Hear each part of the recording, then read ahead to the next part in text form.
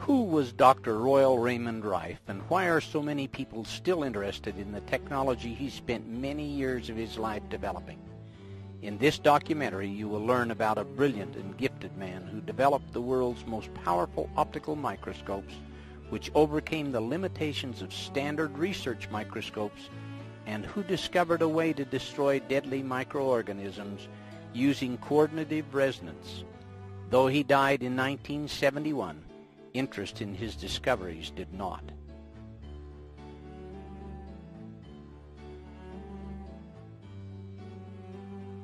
Royal Raymond Raiff was a handsome and gifted young man. He had an inquisitive mind and explored many interests. He was born May 16, 1888, in the state of Nebraska, to Royal Raymond Raiff Sr. of Ohio and Ida Mae Cheney of Creston, Iowa. Dr. Raiff was their second child, an older sibling having died in infancy.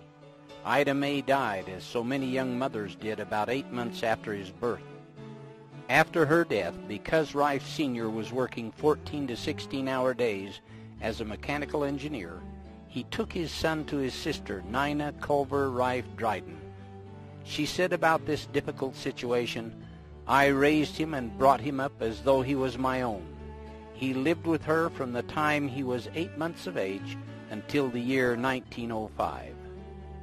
At this time he had an interest in becoming a medical doctor and pursued this dream. He went to Johns Hopkins University to begin his medical training, and after some study, he found that he had a greater interest in the field of bacteriology. In bacteriology, he did a great deal of work which included photographing many specimens for the University of Heidelberg.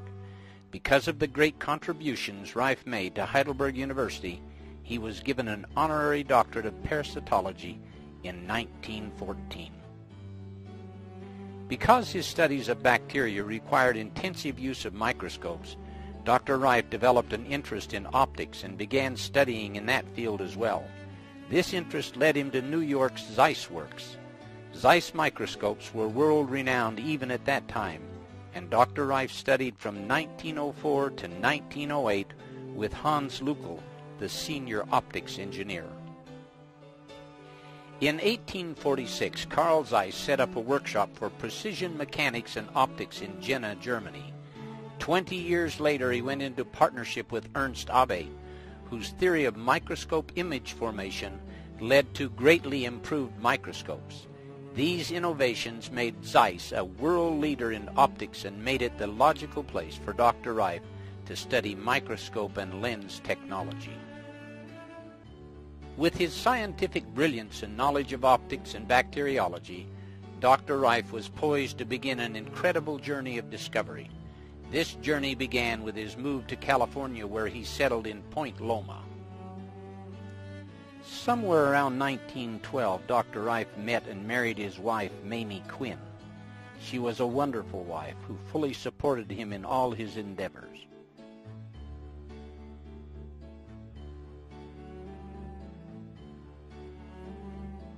Because jobs for bacteriologists were scarce, Dr. Raiff took a job as chauffeur for Henry Timken of Timken Bearings.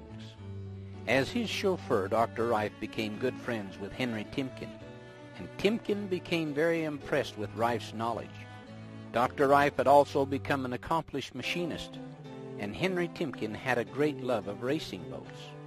So he had Raiff build the motor for his newest boat named the Kitty Hawk. This boat was built to compete in open-sea endurance races of 100 miles. The motor Dr. Raiff machined produced 2,700 horsepower, which was amazing for 1915. The boat went on to win the race, sustaining 87 miles an hour for 100 miles. This record was unbeaten for more than 60 years.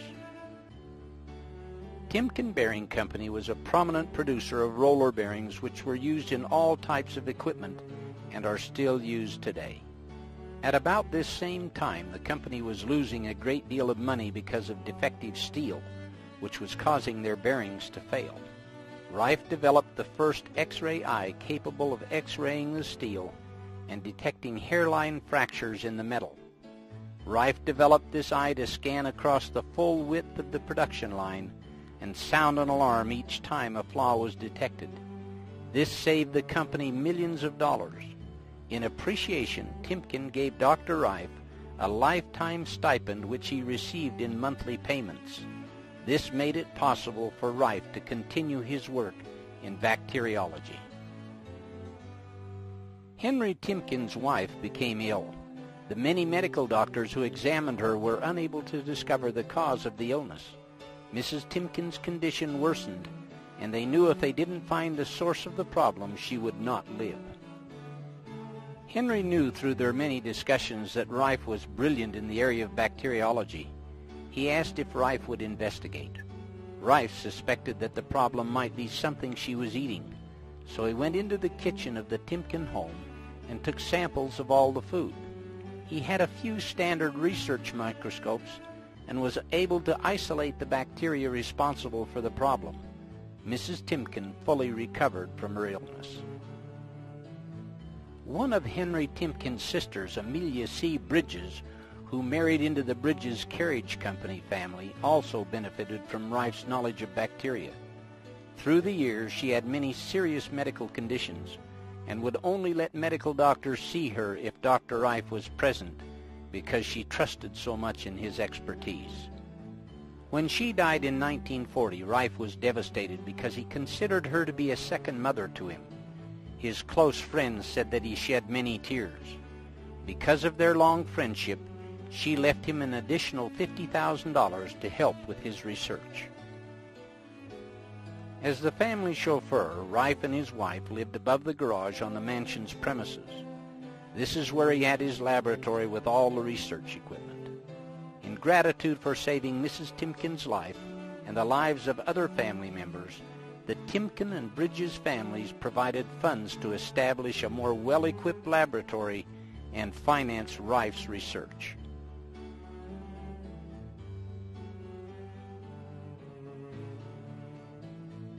From 1915 to 1920, Raiff worked in his private lab identifying and classifying disease-causing microorganisms.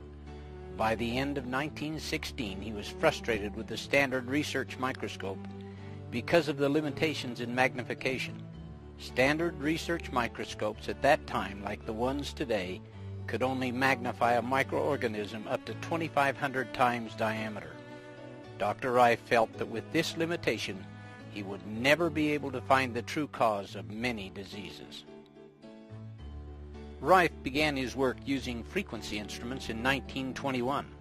He told a reporter in a May 6, 1938 Evening Tribune article that he also experimented with electrical stimuli on the various microorganisms, and he noticed the individualistic differences in the chemical constituents of disease organisms, saw the indication of electrical characteristics, and observed electrical polarities in the organisms.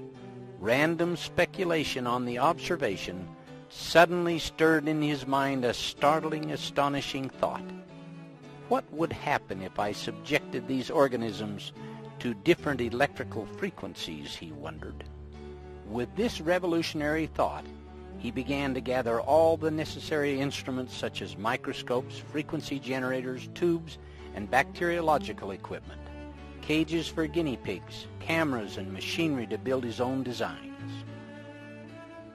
Lee De Forest, the father of modern vacuum tubes, who was an important contributor to early radio technology, helped to build many of Raiff's early frequency instruments. Raiff found through arduous experimentation, looking through the microscope as he applied various frequencies, that he was able to kill these microorganisms, proving his theory to be correct. In order to determine which frequencies would kill a particular organism, it was absolutely essential that he be able to see the organism in a living state so that he could observe the effect of various frequencies. Dead microorganisms would show no effect.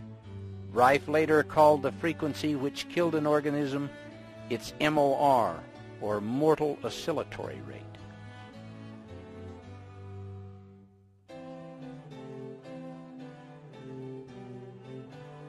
The next step was to solve the problem of high magnification called the Fraunhofer diffraction limit.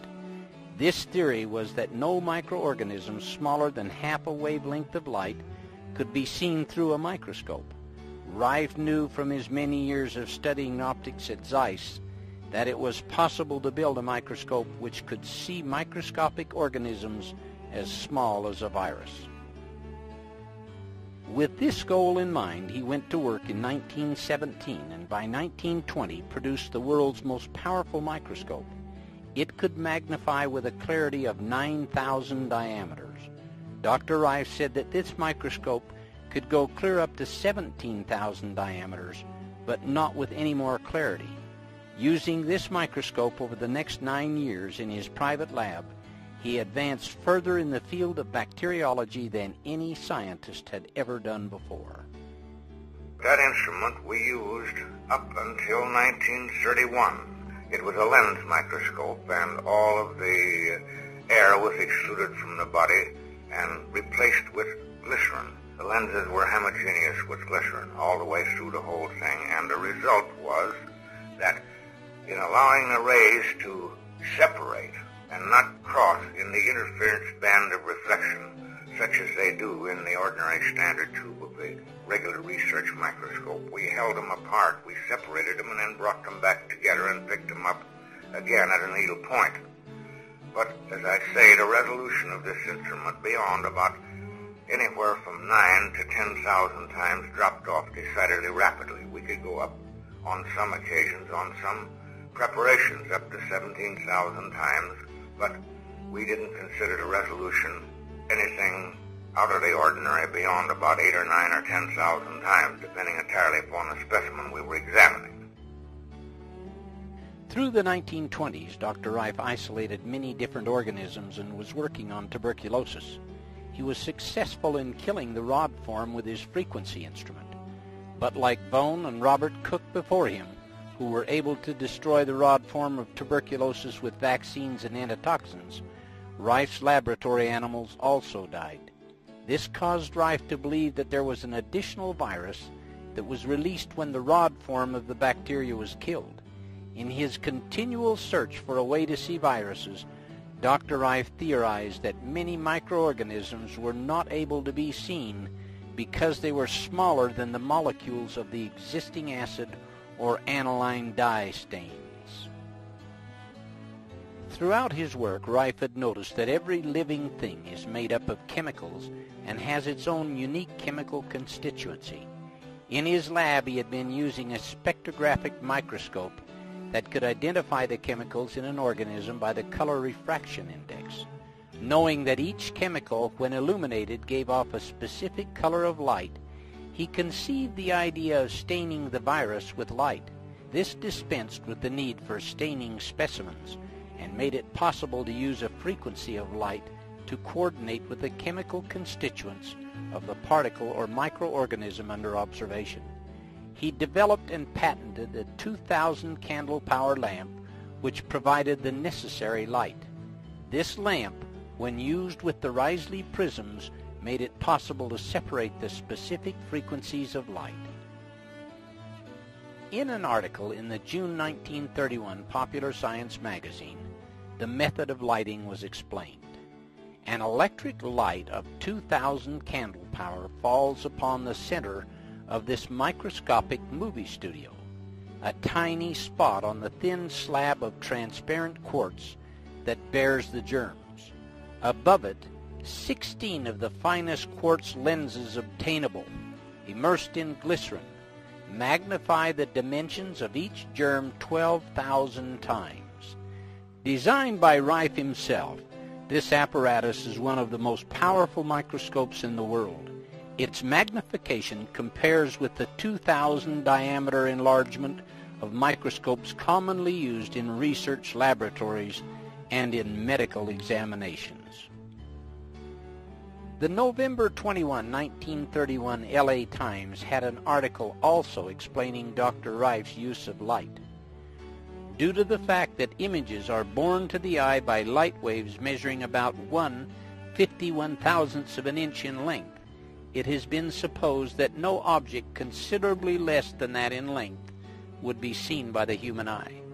By the use of quartz prisms, It is understood that Dr. Raiff has broken up the light waves, making it possible to bring impossibly small objects to view. Through the new microscope, according to estimates, an object measuring 1/100,000th of an inch in diameter would be magnified to appear 1/6 of an inch in diameter. Another California newspaper article dated December 12, 1931, entitled "Newest Microscope Will Trail Unknown Germs to Their Lairs," says, Dr. Raiff said that parts for his microscope were made in many parts of the world. He said he used quartz glass entirely because it allows from 48 to 50% more light than other kinds of glass. He said he uses a 2,000 candle power illumination unit with the instrument. The beam of the light is cold, he said, and he has had a living specimen under it for 5 or 6 hours without evaporation from heat. With this new capability of staining microorganisms with a frequency of light that coordinated with their chemical constituents, Raiff was able to see the virus form of tuberculosis which was released when the rod form was destroyed.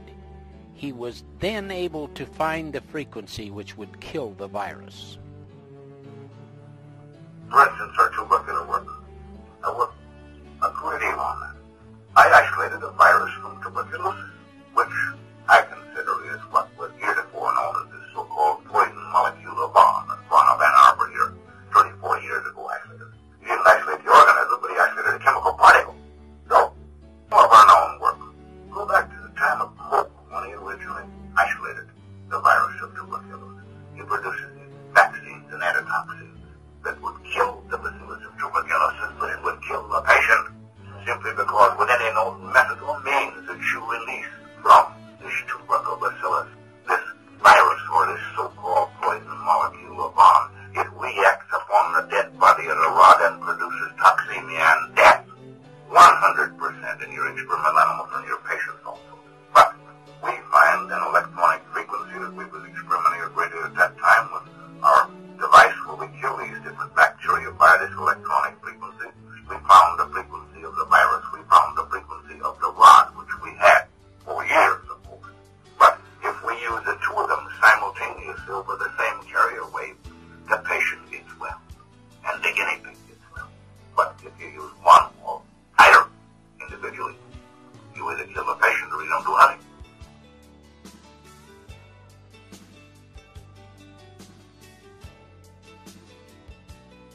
Although Raiff worked quietly in his lab, word of his accomplishments began to leak out to men in the medical community. A reporter from the San Diego Union got wind of Raiff's discoveries, and following an interview about his amazing microscope, an article appeared on the front page of the paper on November 3, 1929. The headline read, "Local Man Bears Wonders of Germ Life." The article went on to describe photos of several microorganisms Raiff had isolated and filmed. After this article, he was featured in many other prominent newspapers and magazines. As news of his accomplishments spread, doctors and bacteriologists from all over the world eventually came to San Diego to see for themselves the microscope and the new discoveries they had been hearing so much about.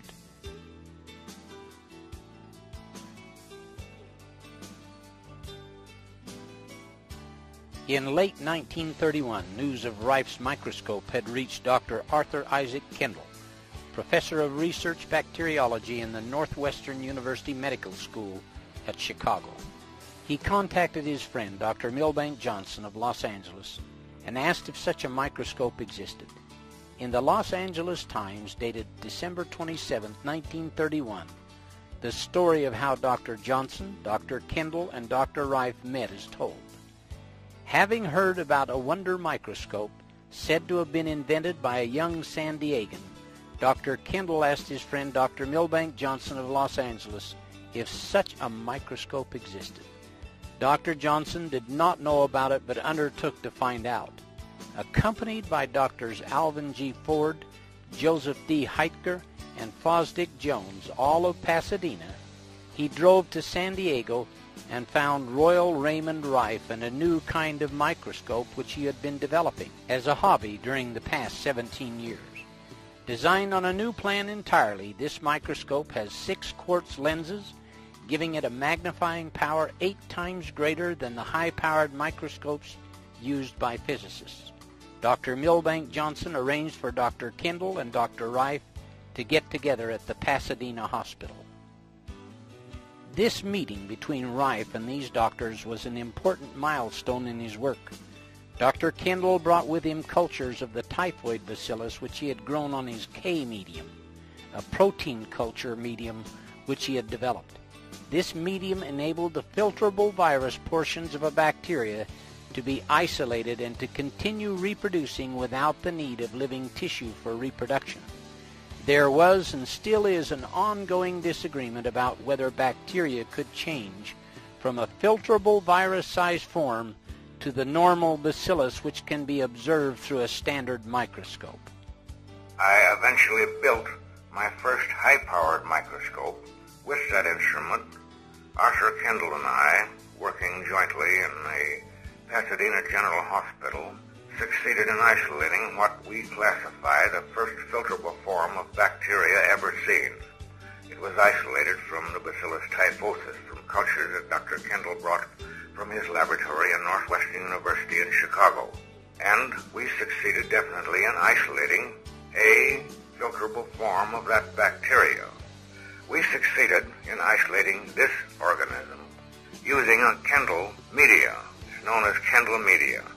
Now that is what Kendall used for the isolation or bringing out this Bacillus typhosus in the filterable state, which is published in the Californian Western Medicine in 1931, our joint report on that.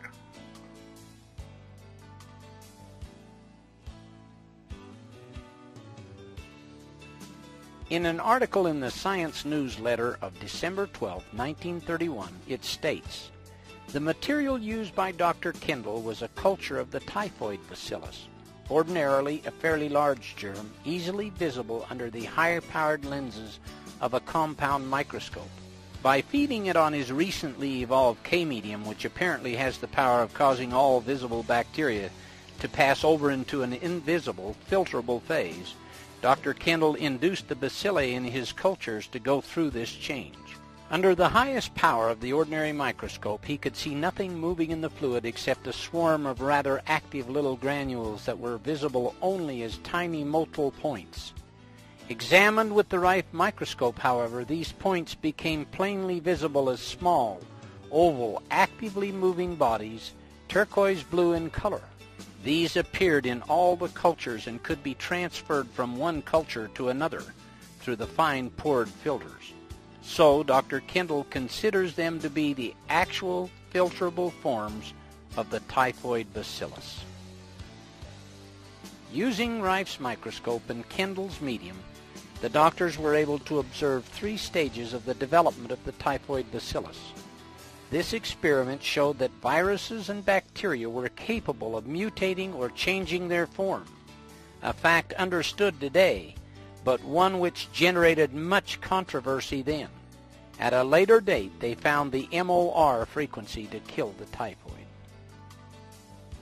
From this point on, Raiff's microscope and work received a great deal of recognition. He ended up working very closely with Dr. Alvin G. Ford, the pathologist at Pasadena Hospital, who later became president of the American Association of Pathologists, and Dr. Milbank Johnson, then medical director of the Pacific Mutual Life Insurance Company. Dr. Johnson became Raiff's most powerful advocate, introducing him to other doctors and making it possible for Raiff to move his discoveries forward in a major way.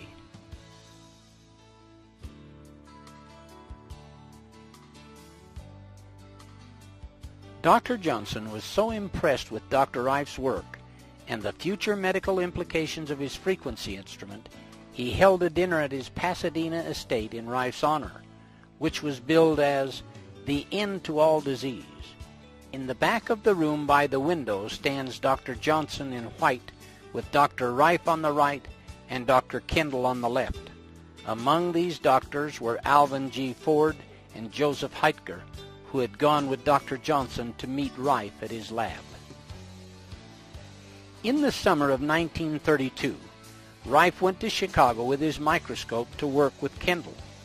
Kendall invited world-renowned bacteriologist E.C. Rosenau of the Mayo Clinic's Division of Experimental Bacteriology in Rochester, Minnesota, to come and use Raiff's microscope. Rosenau had heard of Raiff from a former patient of his who happened to be Henry H. Timken, the same man who had been financing Raiff and his laboratory. Rosenau, Kendall, and Raiff re-verified the experiments Raiff and Kendall had done a few months before. I worked for Miss Rosenau. He worked with me. I worked with him, whatever you call it, 14 years on poliomyelitis. He worked entirely on the brain emotion. He was the head of the Department of Research Bacteriology of Mayo in Rochester, and he said, they want me to scrap the work. I said, hold everything. So I was going back to work with Arthur Kendall at Northwestern University at that time. We checked on some of the previous work we'd done the year before. I said, I'm coming back. I said, bring your trash down. We went through it. I found it in the spinal fluid.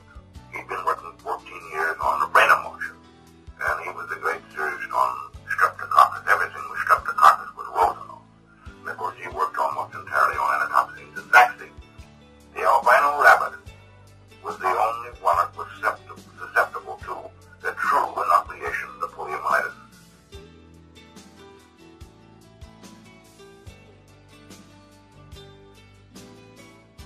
Dr. Raiff had been working on finding the cause of cancer for many years and had long believed that when the cause of cancer was finally identified, it would be found in a virus or microorganism. He had spent many years looking for this microorganism with his microscope. He had sectioned 20,000 tissue samples with no success. Kendall's K-medium was exactly what he needed to help him find the cancer virus. An article in the San Diego Evening Tribune on May 11, 1938, told about the events that led to the discovery of the cancer virus in 1932. The reporter's article summarized what Dr. Raiff said. But neither the medium nor the microscope were sufficient alone to reveal the filter-passing organism Raiff found in cancers, he recounted. It was an added treatment which he found virtually by chance that finally made this possible, he related. He happened to rest a test tube of cancer culture within the circle of a tubular glass ring filled with argon gas activated by an electrical current, which he had been using in experimenting with electronic bombardment of organisms of disease, he recounted. It happened to rest there about 24 hours, and then he noticed that its appearance seemed to have changed. He studied and tested this phenomenon repeatedly, and finally one day he discovered filter-passing red-purple granules in the cultures. Raiff called this organism Bacillus X or BX. He found that the organism was pleomorphic, and he named another larger form of it the BY. BX was for carcinoma, and BY was for sarcoma. He went on to isolate many other disease-causing organisms. The same article in the San Diego Evening Tribune on May 11, 1938 stated, among the filter-passing forms he reported isolated were those for cancer, although he frankly declares that he is not yet positive that this is the direct cause of the dread disease. B. coli, the seemingly harmless bacillus, which always seems to accompany the harmful typhoid bacillus. Tuberculosis, sarcoma, the tumorous disease similar to cancer but less deadly, infantile paralysis, streptococcus and staphylococcus infections, and herpes encephalitis and encephalitis lethargica, both infectious ailments of the brain and nervous system. Success in the search began to come when Dr. Arthur I. Kendall, head of the Department of Research Bacteriology at Northwestern University Medical College, joined him in a phase of the work and suggested a culture medium which proved to be a phase in making the hitherto unseen viruses visible. In later years, Rife's research made him certain that he had found the viral cause of cancer. Many other doctors who came to Rife's laboratory in the early 1930s also believed he had. A July 31, 1949 article in the San Diego Union said, "Mankind's long search for a cancer cure may be in sight as the end product of laboratory experiments conducted in San Diego 15 years ago. These experiments and the discoveries they yielded are credited to Dr. Royal R. Raiff, 62, of 3676 Zola Street, a laboratory technician now retired. This announcement was made here yesterday by James B. Couch, M.D., a San Diego medical practitioner for 18 years. Dr. Couch also said, he also visited Dr. O. Cameron Gruner, former director of the Archibald Cancer Research Fund at McGill University, and discussed Gruner's recent work in cancer research. He recalled that Gruner made several visits to San Diego 14 years ago to study reported discoveries by Dr. Raiff of a virus connected with cancerous tumors. Gruner told Dr. Couch he was satisfied that Dr. Raif's large microscope, for which Raiff claimed 25,000 areas magnification, had revealed a virus. He said further that the work he then did with Raiff at his Point Loma laboratory and follow-up researches at McGill University had confirmed that tumorous growths positively could be produced by the virus discovered in San Diego. Further on in the same article, Raiff was quoted as saying, "When Dr. Gruner came here to study my experiments, he brought with him a fungoid organism. Dr. Raiff said I was able to reproduce this same fungoid organism by virus, which I had classified as BX. I was also able to distill my virus back from the fungoid organism. I produced cancer in hundreds of animals. I completed the cycle from virus to cancer and back 104 times. I discovered that the virus organism gets in the blood of the victim at one stage of the growth." As far back as 1920, I conceived the idea and the possibility of when the causative agent of malignancy, so-called cancer, would be discovered and found and proven, that it would be caused by a microorganism. Of course, reception that I received that far back from the medical profession and scientists was nil. But I kept at the work, and I succeeded in eventually isolating a virus. First, I began sectioning tissues of every known type of malignancy. I sectioned over 20,000 of those, cut them down with a special microtome to very thin. Some of them were only a micron in thickness. I studied those under the microscope, and I eventually built my first high-powered microscope for the purpose of analyzing and checking those sections. Arthur Kendall and I, working jointly in the Pasadena General Hospital, succeeded in isolating what we classify the first filterable form of bacteria ever seen. Now, these filterable forms are very minute in size. The smallest of all is the one from the BX, which we isolate from cancer.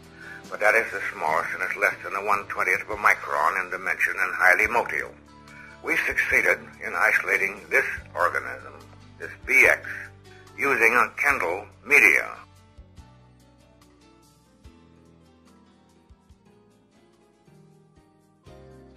Through the 40 years that Raiff spent researching microorganisms and developing all kinds of equipment to aid him, he won 14 government awards for scientific discoveries and an honorary medical degree from the University of Heidelberg.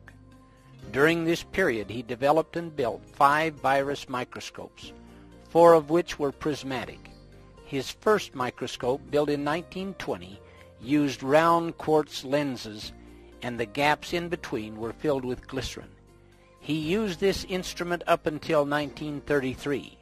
The others he built after this were the prismatic type, using block crystal quartz that obtained much higher magnification. The most sophisticated one is his number 3 microscope, which was called the universal microscope. This microscope was the one mentioned in the previous article that had 25,000 areas magnification.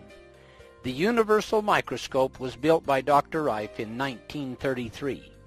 This was and still is the world's most powerful light source microscope. It is reported to be capable of going as high as 61,000 areas magnification when special prisms were used. The electron microscope, though more powerful in magnification, kills the specimens so you can't observe their live reactions. In many cases, a fragile virus will be completely destroyed by the electron bombardment, and all that will be left is debris. The universal microscope, like all of Dr. Raif's microscopes, allows observation of living organisms at varying magnification. The Journal of the Franklin Institute of February 1944 gave an in-depth description of the universal microscope. The universal microscope, developed in 1933, consists of 5,682 parts and is so called because of its adaptability in all fields of microscopical work, being fully equipped with separate substage condenser units for transmitted and monochromatic beam, dark field, polarized, and slit ultra illumination, including also a special device for crystallography, the entire optical system of lenses and prisms, as well as the illuminating units are made of block crystal quartz, quartz being especially transparent to ultraviolet radiations. The illuminating unit, used for examining the filterable forms of disease organisms, contains 14 lenses and prisms, 3 of which are in the high-intensity incandescent lamp, 4 in the Risley prism, and 7 in the achromatic condenser. Between the source of light and the specimen are subtended 2 circular, wedge-shaped block crystal quartz prisms for the purpose of polarizing the light passing through the specimen. A monochromatic beam of light corresponding exactly to the frequency of the organism is then sent up through the specimen and the direct transmitted light, thus enabling the observer to view the organism stained in its true chemical color and revealing its own individual structure and a field which is brilliant with light. The objectives used on the universal are a 1.12 dry lens, a 1.16 water immersion, a 1.18 oil immersion, and a 1.25 oil immersion.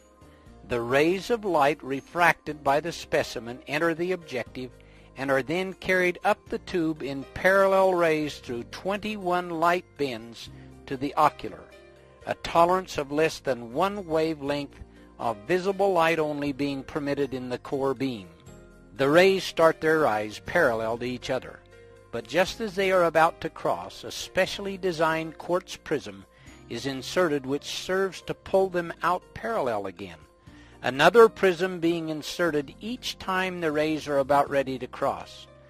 Thus, the greatest distance that the image in the universal is projected through any one media, either quartz or air, is 30 millimeters instead of the 160, 180, or 190 millimeters, as in the empty or air-filled tube of an ordinary microscope.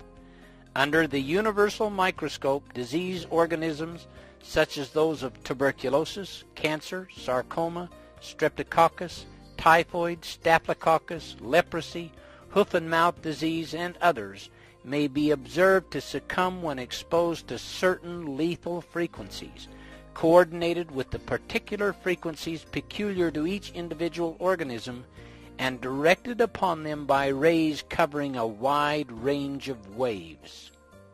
Because the universal microscope had the ability to use all type of microscopical work, it was very complicated. It cost over $250,000 to build in 1933, equaling a little over $11 million today. This instrument, along with the other sophisticated instruments Dr. Raiff built, made it possible for him to find the many frequencies that would kill all the different types of microorganisms which he was isolating. The universal microscope embodies all the field of polarized light. It embodies all the field of crystallography. It embodies the polarized light, the true polarized light of the spectrographical micropolariscope. And it embodies the field of refractability. And we believe that this instrument will open fields that have never been seen before by the human eye. We do not say that the average practitioner or even the average research scientist can use this microscope.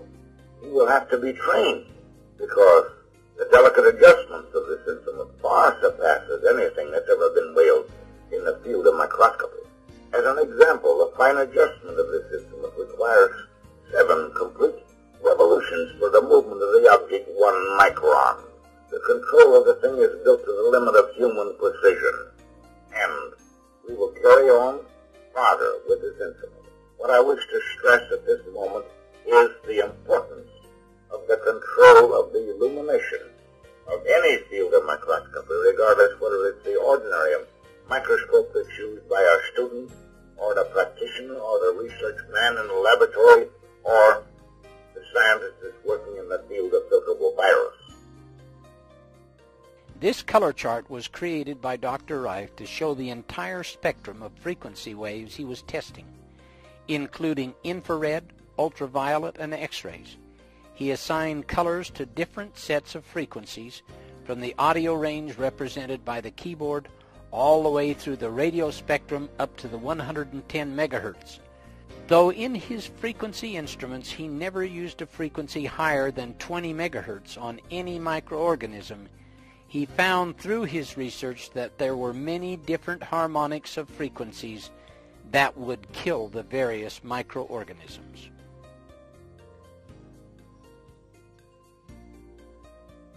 This is an original film showing Raiff's lab and the isolating of the cancer virus. This is Royal Raymond Raiff standing outside the front door of his laboratory.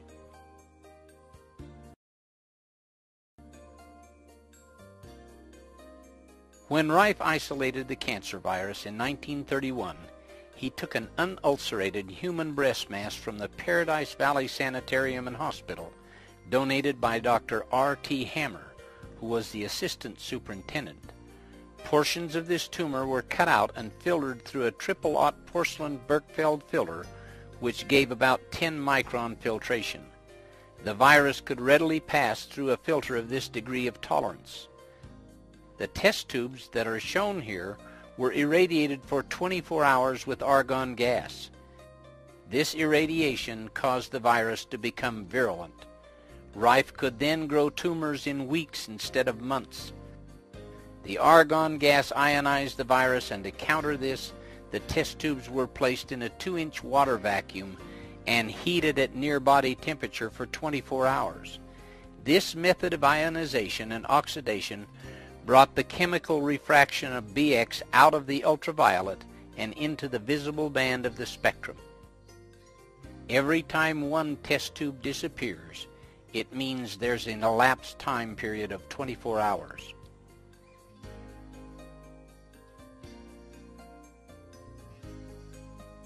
The rats were injected with a very tiny needle from the virus that he had filtered and isolated, and the tumors were allowed to grow to be 2 or 3 grams heavier than the rats. Here Raiff shows the injecting of the cancer virus into the rat. The mammary gland was used in the rat because cancer virus came out of the mammary gland of a human breast mass. The rat was given a partial anesthesia to avoid the shock of the needle, because such a shock was found to cause a change in the rat's metabolism. The virus was then injected into the rat.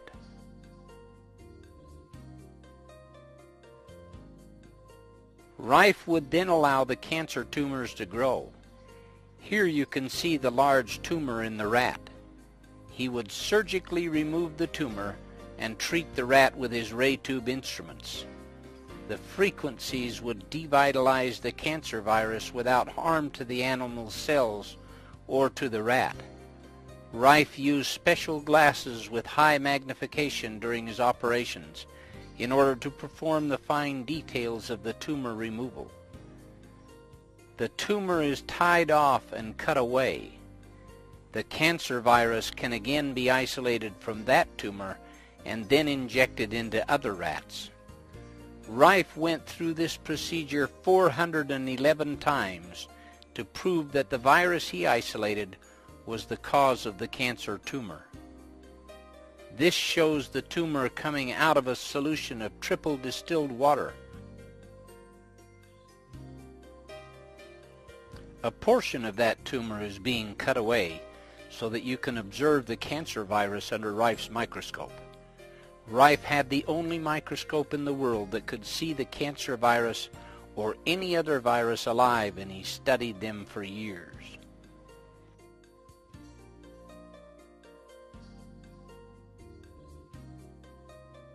This is triple distilled water going in, and he is going to gently grind up the cancer tumor to extract the virus.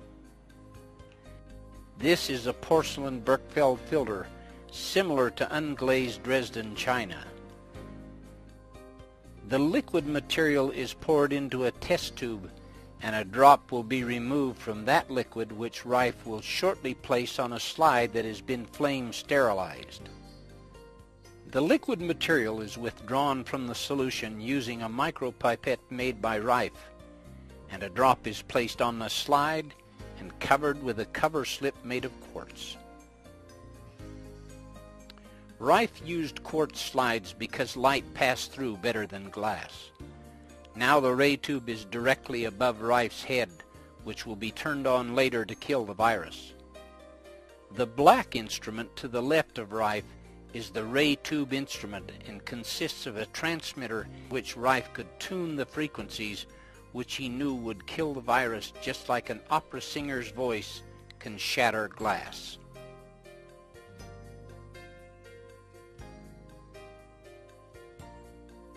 Now these are the first pictures ever made of the cancer virus. These cancer viruses were motile and streamlined, shaped like a fish. Raiff will now turn on the ray tube instrument, which will activate the ray tube. If you look carefully at the ray tube, you will see a little flash that only lasts about a second, and that will be all that is needed to kill all the virus under the slide.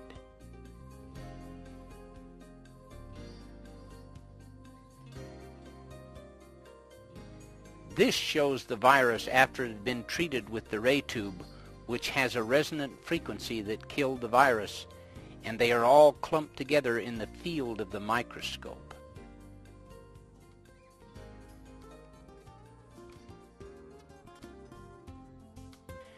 From 1931 to 1934, Raiff worked very closely with Dr. Milbank Johnson and Dr. Arthur Isaac Kendall and other prominent medical doctors, isolating disease-causing microorganisms and finding the corresponding frequencies which would kill them.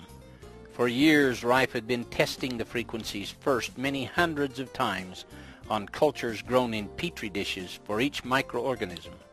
On the cancer virus alone, he had inoculated 411 lab animals with this virus, created 411 tumors, proving that the BX virus was the cause of cancer. Then he used his frequency instrument on many of the animals to eliminate the tumors. By 1934, Dr. Milbank Johnson felt that it was time that they should use the frequency instrument on terminal patients. Dr. Raiff was hesitant about working with human patients at this time, and only agreed to do it if Dr. Johnson could arrange for a research committee headed by 6 of the top medical men in the United States. Because Dr. Johnson was a prominent man himself, well respected and a medical politician, he had the capability to do this. All these men were at the dinner hosted by Dr. Johnson in 1931. This group of men included Dr. George Fisher, Children's Hospital, New York, Dr. Wayland Morrison, Chief Surgeon, Santa Fe Railway, Dr. George Dock, Dr. Arthur I. Kendall, Director, Northwestern Medical School, and Dr. Alvin Ford, President of the American Association of Pathologists. He also wanted the medical committee to be under a legitimate university. Dr. Johnson arranged for the University of Southern California to sponsor the research committee. With all these requirements in place under Dr. Johnson's control, the clinic of 1934 was ready. Now they would see if the instrument would work on terminally ill patients who had no hope. The clinic lasted approximately 70 days and was held at the Ellen Scripps home near the Scripps Institute Annex in La Jolla. At the end of the 70 days, the research committee pronounced 14 out of the 16 patients clinically cured, a success rate of 87.5%. The remaining 2 patients had not fully recovered by the end of the clinic, and Dr. Johnson chose Dr. Couch to finish up with their treatments. 60 days after that, those patients had completely recovered as well. One sad note is that one of the patients who had recovered from the cancer gorged himself on sardines and other food. He had an adverse reaction, and it caused his liver to swell and rupture at the place where the tumor had been. Dr. Couch said the autopsy showed he had hemorrhaged to death, but there was no evidence of any cancer. We had a clinic in 34 in La Jolla. Dr. Novak Johnson, a friend of mine, that was in Los Angeles when he was one of the big brands of the Pacific Mutual Life Insurance Company, a multimillionaire. Incidentally, he was a medical politician, and he had the big whip. He could kind of show these boys in shape a little bit. And so we had this clinic. I didn't want to go it, but he said, all right, let's go ahead. That was just shortly after Miss Ellen Scripps died out there, and he rented a whole Ellen Scripps home. We run a clinic out there. We was there 90 days. We actually run a clinic about, I would say 70 days. We did actual clinical work. And first I told him I wanted it done in a legitimate order. First I told him, I said, I want you to surround on this committee with us a group of 6 of the biggest men you can pick in the United States. I said, you're a politician enough, you can do that. Which he did. We got Fisher of New York, we got Waylon Morrison, we got George Docks of Pasadena, and so on. Then I said, I want as our pathologist, I want Alvin Ford, which is a friend of both of us, of course.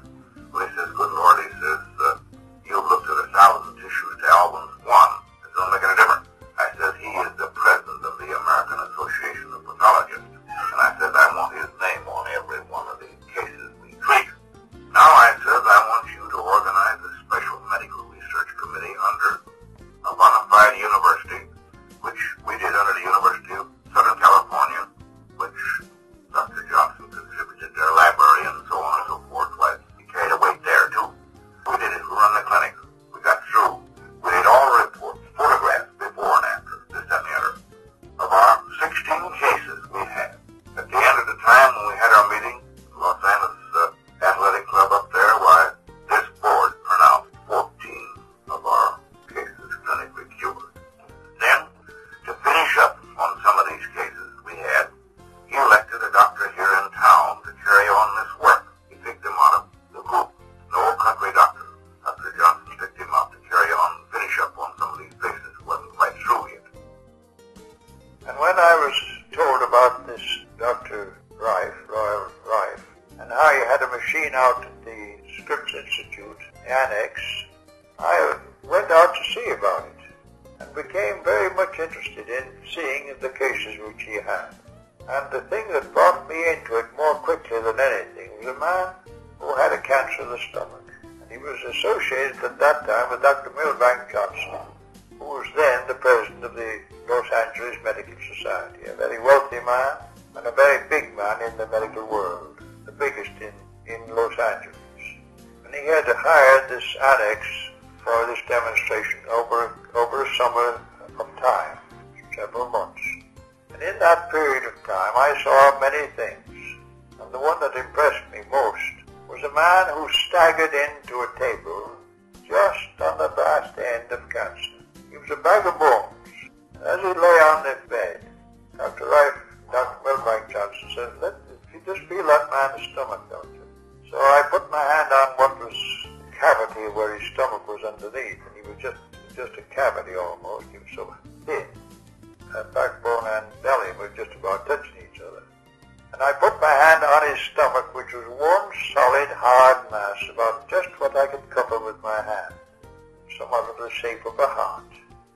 And it was absolutely solid. And I thought to myself, well, nothing can be done for that. However, they gave him a treatment of the Raiff frequencies, and in the course of time, over a period of 6 weeks to 2 months, to my astonishment, he completely recovered.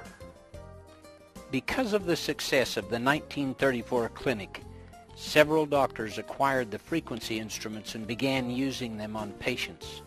Dr. Milbank Johnson acquired a frequency instrument and used it in his clinic until his death in 1944. Other clinical trials were done in 1935, 36, and 37 and later, and the success rate in those clinics was around 90%.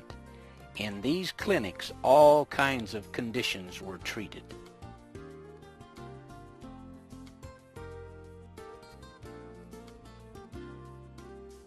The instrument used in the 1934 clinic had its origins when Raiff began his experiments on the effect of frequencies on microorganisms. A paper found in Dr. Raif's files, written by one of his lab assistants and entitled Development of the Raiff Ray and Use in Devitalizing of Pathogenic Microorganisms, explains the evolution or advancement of his frequency instrument.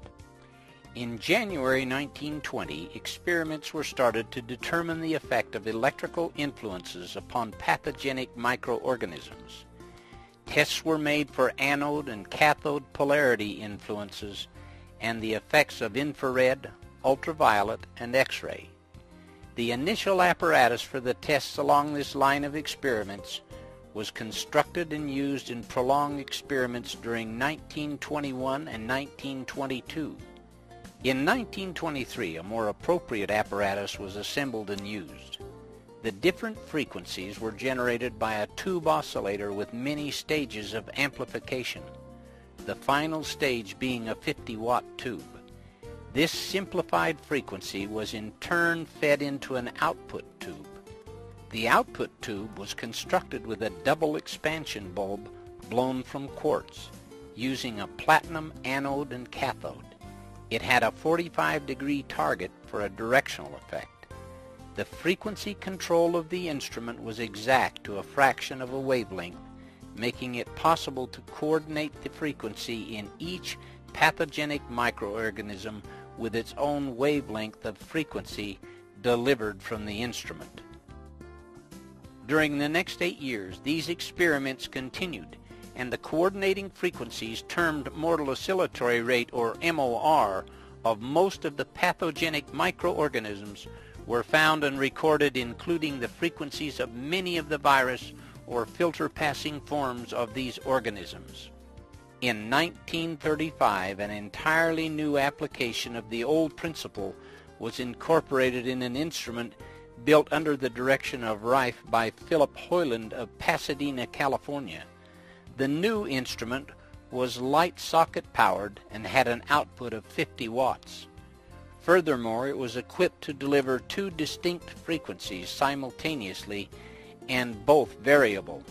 In the early part of 1936, Raiff and Hoyland spent much time collaborating on revising some of the fundamentals of the instrument due to the advancement that had taken place in electronics. And it was found that the carrier wave used in the previous instruments could be eliminated. During the summer of 1936, further experiments were carried on which resulted in an entirely new method of generating the desired frequencies.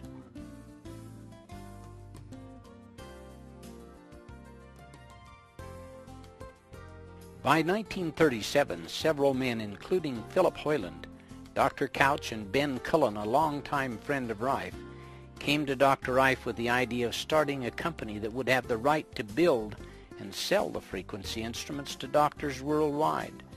Raiff, after much consideration, decided to go ahead, and Beam Ray Corporation was born. The company initially built 14 instruments, and they were sold to medical doctors. Most of the doctors were happy with the results achieved by the instruments. However, 2 of the machines which were shipped to doctors in England did not work as promised. Philip Hoyland had been contracted by Dr. Raiff and the University of Southern California Medical Committee to build Raiff's instruments in 1934. As an electronic engineer and the technical director of Beamray, he was supposed to make sure the instruments worked properly. He did not fulfill his agreement. As happens so often with new successful inventions, there were many wanting to be a part of this endeavor. One such man was Dr. Morris Fishbein. He tried to buy in through his representatives in Los Angeles. His offer was turned down, and he used all the power he could to try and get control of Beamray. His representatives met with Hoyland, who at that time was dissatisfied with his part in the company, and offered him $25,000 to help get control of the company. Subsequently, a lawsuit was brought by Philip Hoyland against Beamray Corporation, alleging that the company was not able to meet its financial obligations and that the board of directors should be dismissed and he should be put in control. It was found in the court proceedings that the AMA, through Fishbein, was attempting to take control of the company. Beamray won their case, but it left them penniless after the legal bills were paid. The judge in the case offered to represent Beamray in a suit against the AMA, but because they were financially bankrupt, it was impossible to pursue legal action at that time. Ironically, it is possible that if Fishbein had been able to get control of Beamray, he would have paid Dr. Raiff only a royalty, and the instruments could be in every hospital today.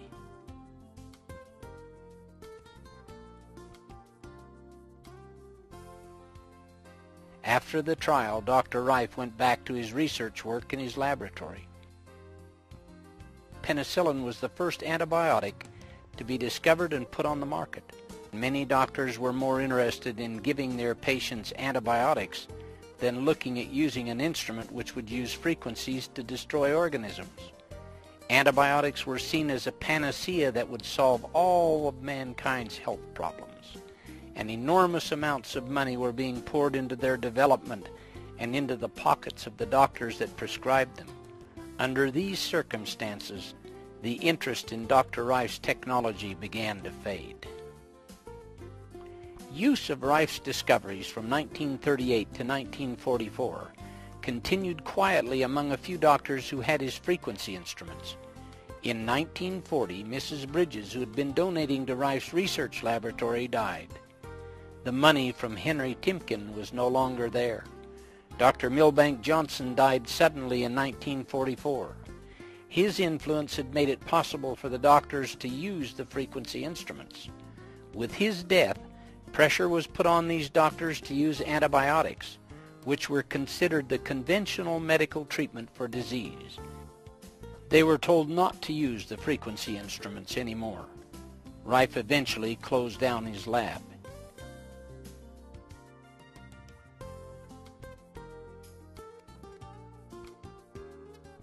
In 1950, John Crane came to purchase a drafting set that Dr. Raiff had to sell. Crane became interested in the research that Dr. Raiff had been working on. By 1953, Dr. Raiff, John Crane, and John Marsh formed a company called Life Labs Incorporated and began again to try and reintroduce the instruments to doctors.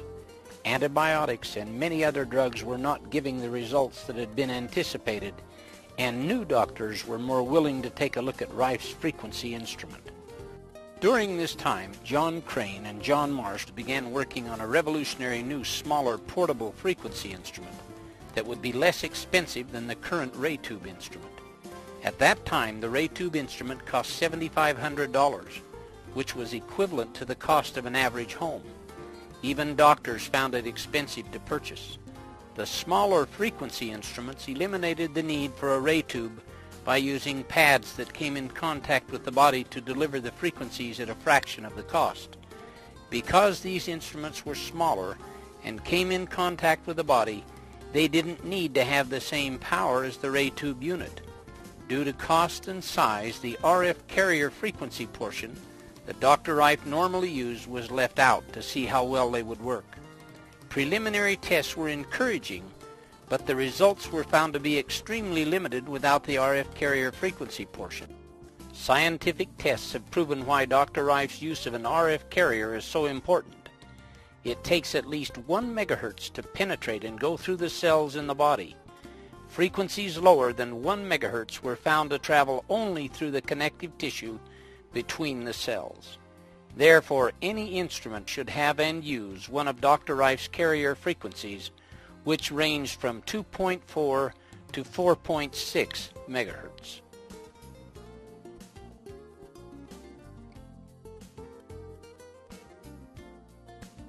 In spite of all the encouraging results, the same pressures experienced by doctors after Dr. Johnson's death came into play again. In 1962, Life Labs shut down after a court battle. It appeared that Dr. Rife's research would be lost forever. Rife said that he had put his life and his fortune into this work with no monetary compensation, had finished it and handed it to mankind on a silver platter, but none of the people in positions of power wanted it. In 1971, Dr. Rife died, and the world lost an incredible mind. In January of 1986, Barry Lines wrote an article about Dr. Rife. John Crane contacted Barry Lines and asked him if he would help get the knowledge of Rife out to the world. Barry decided to write a book, and in 1987 published his book, The Cancer Cure That Worked. A new interest in Rife's great work then re-emerged and is spreading rapidly worldwide. Just the fact that you are watching this documentary is evidence that Dr. Rife's life and work were not in vain.